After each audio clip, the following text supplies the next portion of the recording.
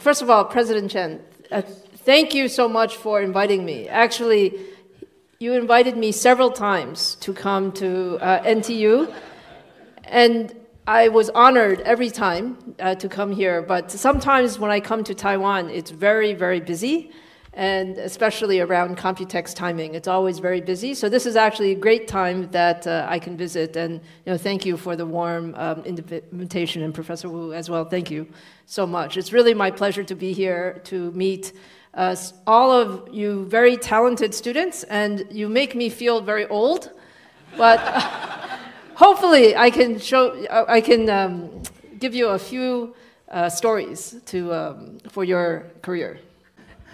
So maybe I should say my background was in electrical engineering and computer science. So that's where I went to school for MIT for bachelor's, master's, and PhD. And my specialty was semiconductor devices. So when I was a young student, that is what I studied.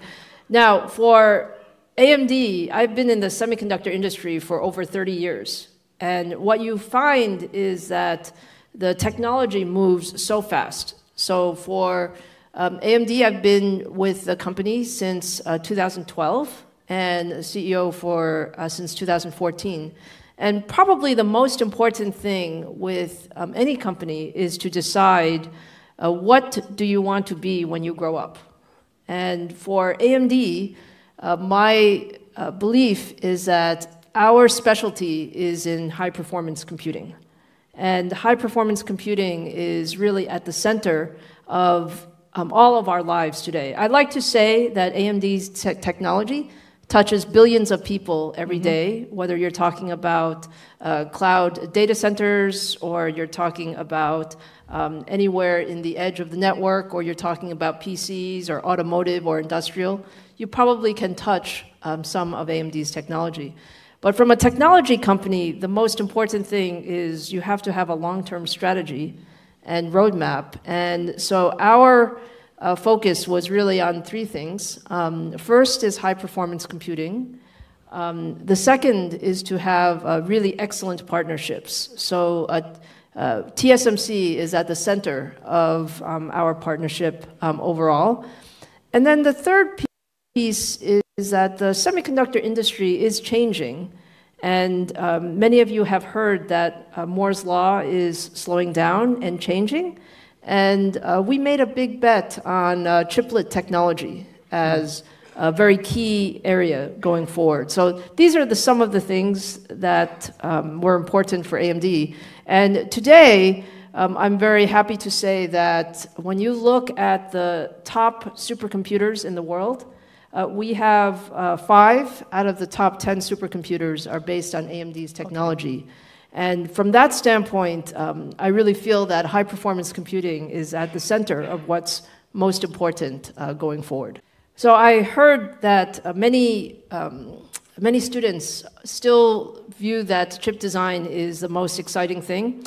I would say that there's always a movement. Sometimes hardware is more exciting. Sometimes software is more exciting.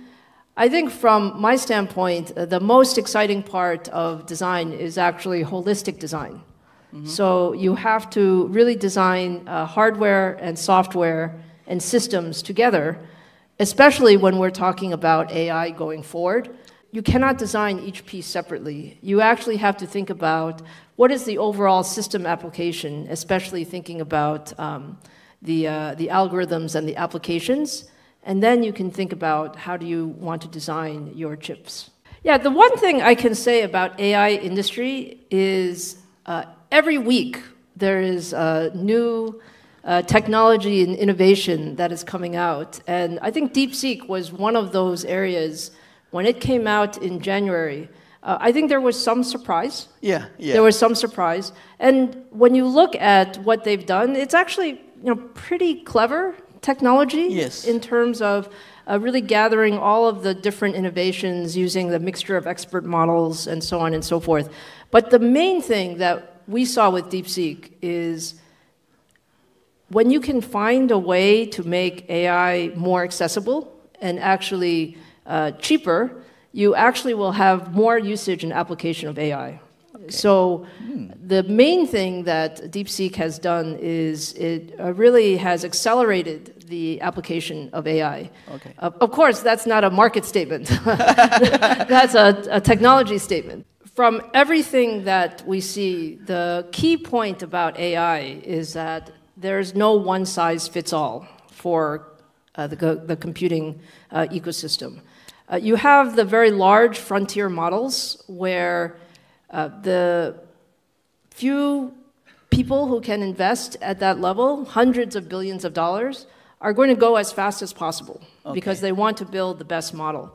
But you also find that that is just one application of AI. You also see there will be many different medium-sized models, smaller models, and you will see that people will use different algorithms to get there. So my expectation is that there will continue to be a very significant investment, including very large investments, as well as more affordable investments going forward. So the most important thing I can say about AI is that the market is huge.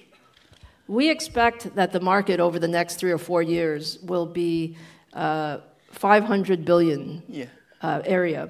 And in that type of market, you need all different kinds of computing. There's no one company that has all of the solutions. Yes. Actually, my view is that you need every kind of computing. You need CPUs, you need GPUs, you need ASICs, you need FPGAs, and in that framework, I think our AI strategy is, number one, to have a very complete solution. So complete solution includes hardware, software, and systems. And the second piece is to have an open ecosystem.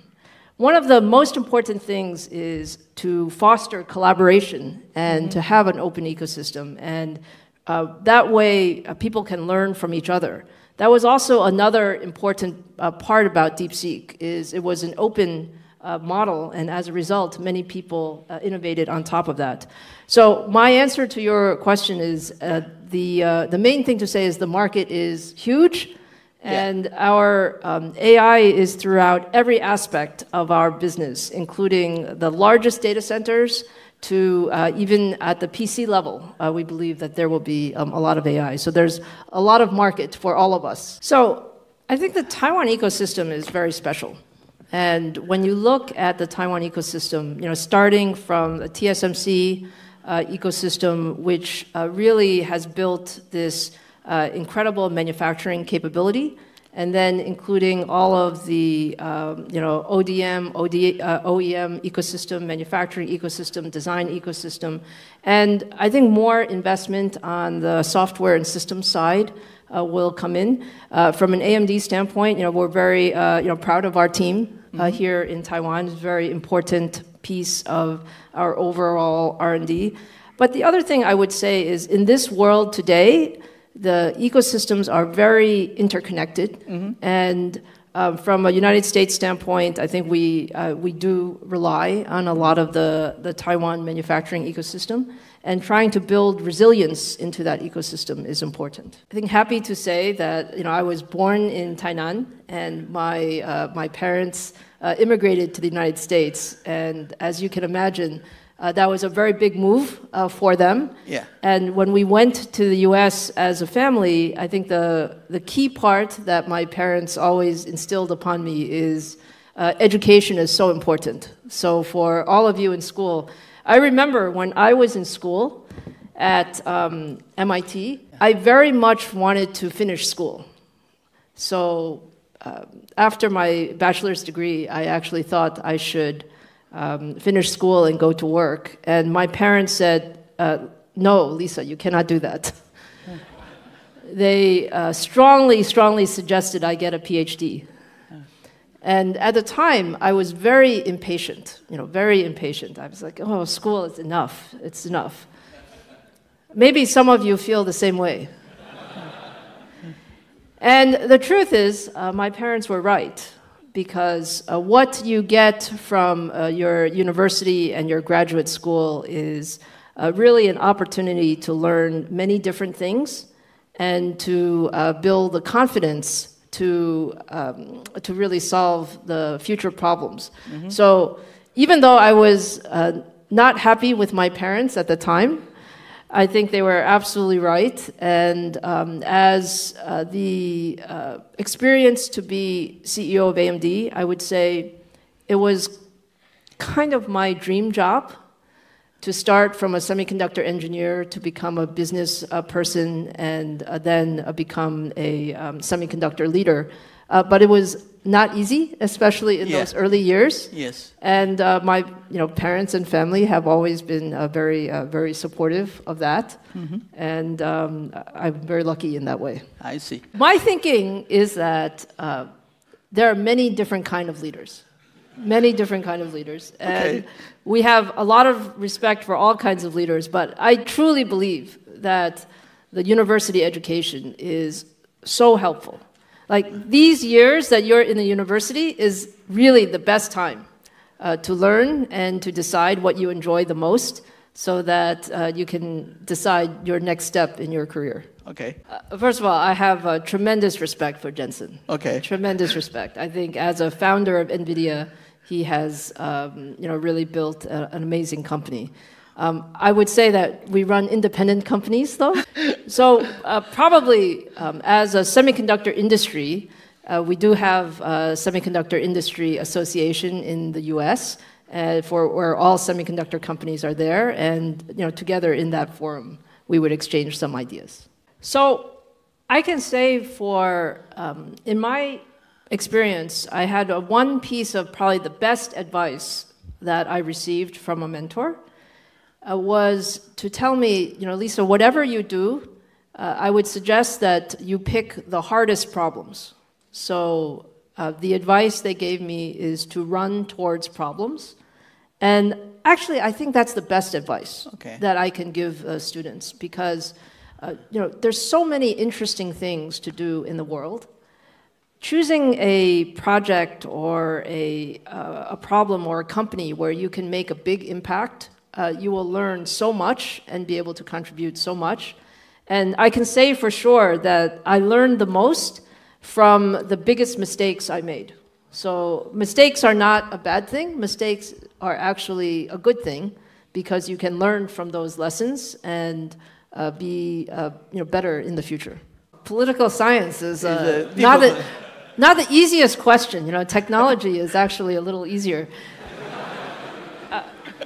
I think I would maybe not talk about the individual countries, but I would talk to you a little bit about my thinking on AI. Because AI is such a new technology, if you think about the last few years, we're all learning together, and countries are learning, companies are learning, individuals are learning. The initial thought process is AI could be quite dangerous if it's not fully, if they're not good guardrails. However, you also have on the other side, you don't want to stop innovation. And from my standpoint, I think AI is the type of technology where we have to innovate and go as fast as possible and understand that there does have to be regulation, but not too much regulation so that you slow down the progress. So in general, that's my philosophy. And I think when you look across the world, I think people are recognizing that. People are recognizing it's a very dynamic time. So I said every week, sometimes every day, something changes. But generally speaking, I think countries that embrace technology are going to really benefit from it, and many countries around the world are all building their AI policies. I think everybody should be educated in AI. It doesn't matter which department that you're in. When you say you're in the literature and linguistics department, I think AI can also be very beneficial to understand how to apply AI in your field. And most of what we see today is, I think, as I said, people are still learning very much what you can use AI for in each field. So we talk a lot about the development of AI, but there's also a whole field on the application of AI, going forward. So I would certainly encourage all students to do that. I'm not so sure that I can say that, but I will say that I think Taiwanese Americans and Taiwanese in general are extremely hardworking and really thinking about how to contribute to their fields and their professions. And I think that's something that we can be very proud of. Yeah. Although some people say that I'm more American than Taiwanese, but I'd like to think I'm Taiwanese American. So probably the most difficult time for AMD was when we had to really, when I started, it was in 2014 timeframe. And at that time, the company had a roadmap that was not competitive. So if you're in a technology company, you must have, your product is the most important thing. I would say that's the #1 thing. Mm-hmm. And so our goal was to really reframe our product roadmap and ensure that, I had 3 priorities. The first one was to build great products. The second was to have very, very deep customer relationships, because I think together in this world, as I said earlier, there's no one company that has all of the good ideas. Collaboration is very important. And the third is to be very agile and move very quickly. So in that standpoint, our biggest job was to give ourselves time to build this great roadmap. And we're now, I would say, our CPU roadmap is based on our Zen technology. We're now on the 5th generation of the Zen technology. I can say we went from, let's call it, not the best to today. I feel that we have the best CPU technology in the world. Mm-hmm. And we have also a lot of a broader roadmap going forward. So I think the key is, in those times, to be very clear about what you're trying to achieve. And for us, it was always in a technology company, is to build great products. That's the #1 foundation. So in terms of the semiconductor trends, I think there are a few key trends. I would say we start with the idea that we have to have a very holistic design environment. So hardware, software, systems all need to be optimized together. Probably one of the most exciting parts about AI is we're still in the very early innings. So I would say, we still have probably 10 years of very significant innovation in AI. And on the application space, we're going to go from, today we talk about AI making our businesses more productive or making our people more productive. Mm. As we go forward over the next many years, I think we can see much larger changes in terms of what AI can do for us.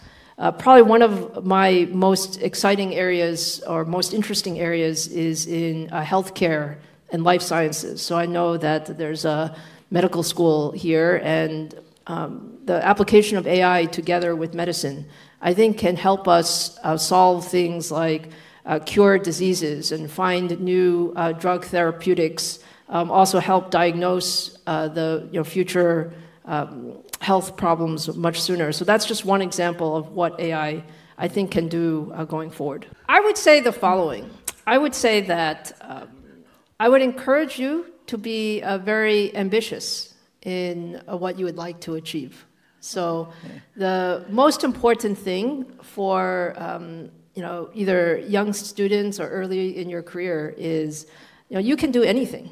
Okay. So have a very big dreams, and if you tell somebody or tell people, tell your colleagues or your managers or your future mentors, people will help you to achieve those opportunities. So that's one of the things I would say, because sometimes I would say for Taiwanese or Asian people, we're sometimes a little shy. Well, I would say that when you have the right people are very important. Okay. Because not everyone has the same motivation. Some people are motivated, for their project. Some people are motivated to start a company. Some people may be motivated for other reasons. At AMD, we try to have the right people to build that team. And for our engineers, back to this question when we started, we wanted to build the best. That was our ambition. But we also thought we should be very realistic, that you cannot go overnight from not competitive to be the best. So you have to build a plan to do that. And I think that's what we were able to do. But engineers basically love to solve problems. Okay. We have to give them good problems to solve. I think we're all motivated by seeing success. And success comes in different ways. Success comes in recognition of the product. Success comes in great people wanting to join the company. And yes, success comes in revenue growth, which leads to market share growth, which leads to stock price growth. Okay. But my personal opinion is a PhD is actually pretty useful. That's my personal opinion. Because you get to work on some problem. During your PhD thesis, you work on some problem that nobody else is really working on in the world. And that gives you a lot of opportunity to explore much broadly than sometimes in a company you become much more focused. So I actually think PhD is pretty useful, but it's different for every person. The top, you said soft skills. So I would say a few things. One is, you really have to think that the world changes very fast, so it's important to be actually quite agile in your thinking. Maybe today you think this is the right path, but you will learn something every day. And I have a big philosophy that says you need to continuously learn all the time. Like every day you're going to learn something new, and you can decide how you might change your path. That's something that I use very much, and I would suggest that that's an important you call it soft skill. And then to your second question about how do you deal with setbacks, I said earlier, you actually learn the most when you have a setback, when you have a failure, when you have something. Like I can tell you so many examples of my setbacks, but my advice to you is you can be sad for just a short time. Of course, we're all human beings, right? So if you have something that you're working on that didn't go the way you wanted to, you might be a little bit unhappy, but only for a very short time. And then after that, you learn and you get really focused on your next thing. Okay. And I think that's the key piece. I can say for sure, I'm just an okay student. Okay meaning pretty good, but not A++. Maybe like, sometimes A-, that kind of. I actually think everyone is different.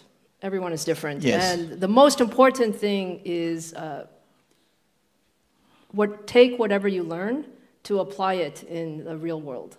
So I would say that's what I learned the most. Even as my device physics was very, very hard class. I don't know if any of you are taking device physics class. So I thought the written problem is very hard. But working in the lab on a project, I was really good. And so everyone has their specialty. Let me say one thing. I'm a big believer in, it's not the number of people that you have for anything. If you think about a company or if you think about a project, it's not the number of people that you have. It's do you have the right people to do the things. Yeah. So when I first started at AMD, we had 8,000 people. People used to say, oh my goodness, you're so small compared to Intel. Actually, at that time, I think Intel maybe had 10 times the people of AMD. And they said, Lisa, you're crazy. Why are you doing that? You cannot possibly win. And I said, really? Why do you say that? I actually don't feel that way. I don't feel that it's a number of people. I feel that it's the right people with the right project, with the right focus, and the right vision.